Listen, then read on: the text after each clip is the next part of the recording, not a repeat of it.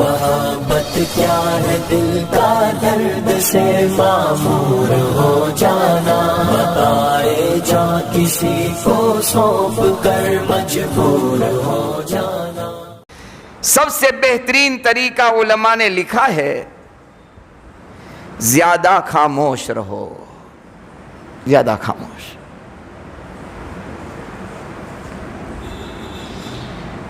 ضرورت ہے تو بولیں، ذرورت نہیں ہے تو خاموش رہے۔ اس دنیا میں سب سے زیادہ بولنے کی ضرورت کس کو تھی؟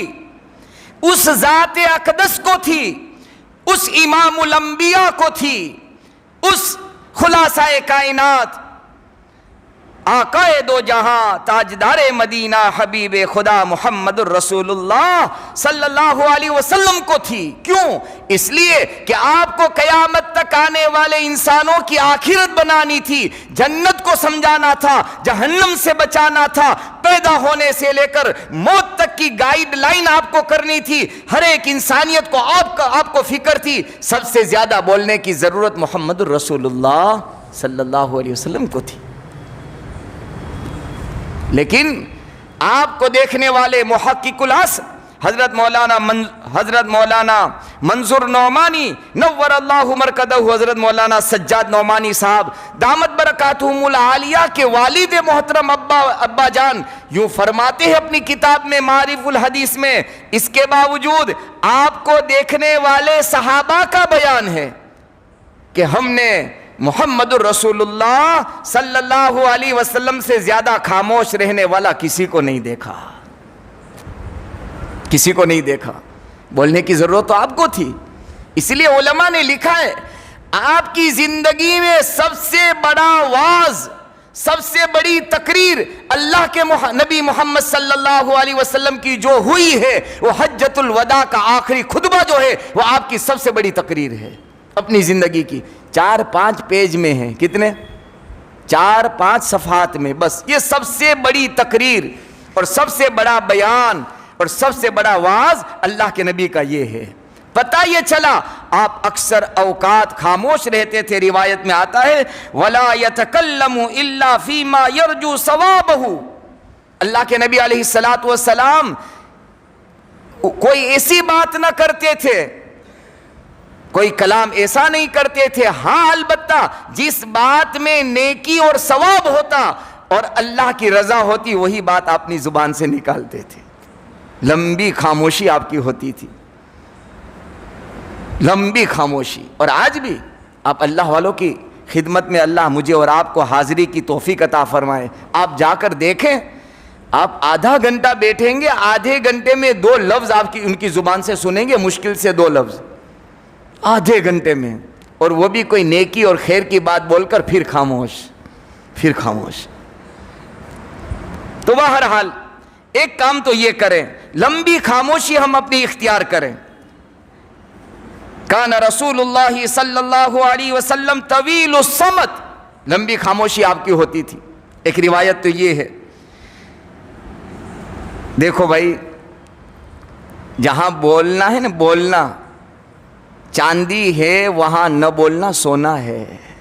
ہاں، نہ بولنے سے بڑے بڑے آدمی مار کے سر کر لیتا ہے، اور بولنے سے بڑی بڑی بازی جو ہے انسان ہار جاتا ہے۔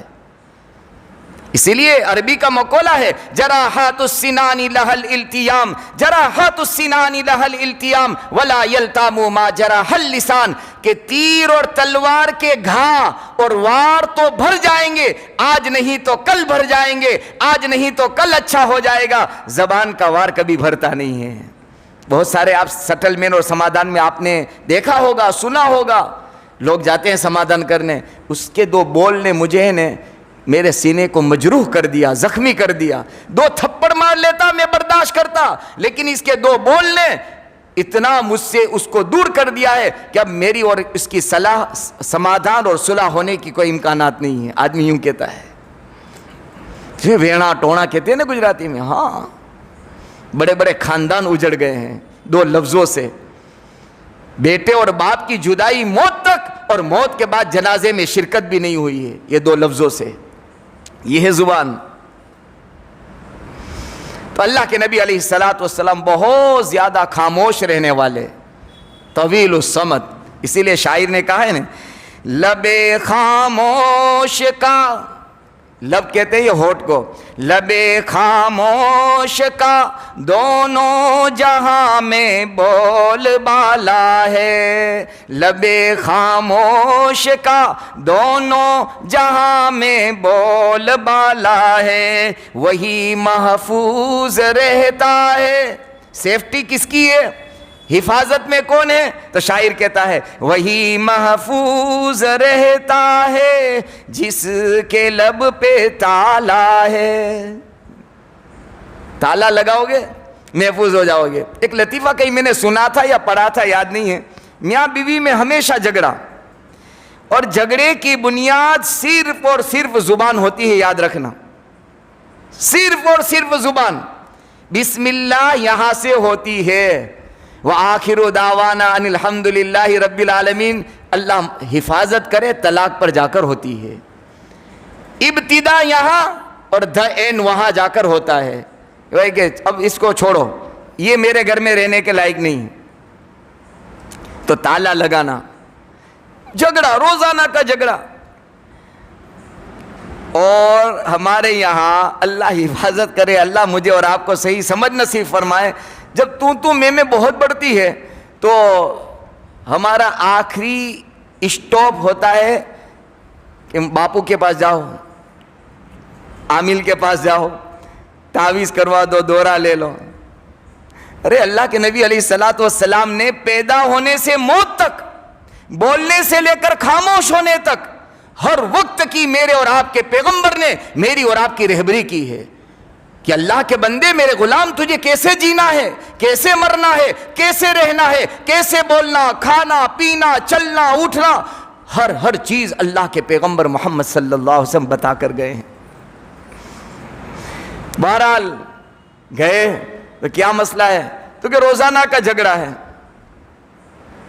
تو کہ کوئی بات نہیں، وہ تو آسان ہے، جھگڑا بند ہو جائے گا، کیا کرنا ہے؟ ایک تعویذ ایسا بنایا اور کہہ دیا، بیوی سے کہا جب میاں گھر پر آئے نا، میاں تیرے ہسبینڈ اور شوہر گھر پر آئے، کچھ نہیں کرنا، بس یہاں دانت میں یہ تعویذ دبا لینا ہے. کیا کہا؟ تعویذ کو دانت میں دبا لینا ہے. کچھ کہے تو اشارے سے سمجھا دیں گے، سمجھے؟ ضرورت کی بات ہے کہ کھانا کہاں رکھا ہے تو یہاں رکھا ہے، گرم کر لے تو ٹھیک ہے، پھر تعویذ.